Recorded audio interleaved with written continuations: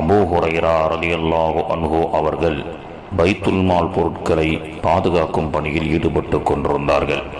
இரவு நடுநிசையிலே ஒருவன் அந்த பொருளை திருட வந்தான். கையும் களவுமாக அபூ ஹுரைரா ரலியல்லாஹு அன்ஹு அவர்கள் பிடித்தார்கள்.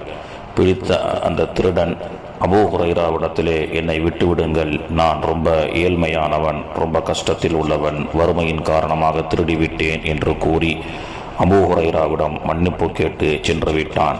பிறகு இரண்டாவது நாளும் நடுநிசையிலே அதே ஒருவன் வந்து திருட முற்பட்டான். அபூ ஹுரைரா அவர்கள் கையும் களவுமாக பிடித்தார்கள். அன்றைய தினமும், நான் பிள்ளை குட்டிக்காரன், நான் ரொம்ப சிரமப்படுகின்றேன், வறுமையின் காரணமாகவே திருட வந்தேன், இனி வரமாட்டேன் என்று அபூ ஹுரைராவிடம் மன்னிப்பு கேட்டு சென்று விட்டான்.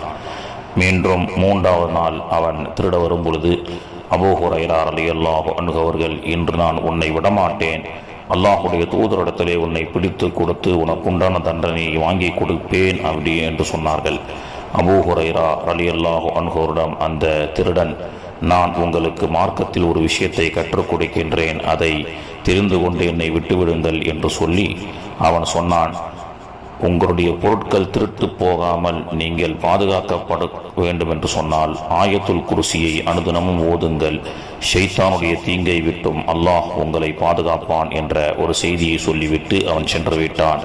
அல்லாஹுடைய தூதர் அவரிடத்திலே நடந்த சம்பவத்தை அபூ ஹுரைரா ரலியல்லாஹு அன்ஹு அவர்கள் முறையிட்ட பொழுது, வந்தவன் சொன்னது ஷைத்தான், அவன்தான் ஷைத்தான், ஆனால் அவன் சொன்ன விஷயம் சரியானது, ஆயத்துல் குர்சியை ஓதினால் இரவனுடைய தீங்குகளை விட்டும் அல்லாஹ் பாதுகாப்பான் என்று பெருமானார் ஸல்லல்லாஹு அலைஹி வஸல்லம் அவர்கள் கூறினார்கள்.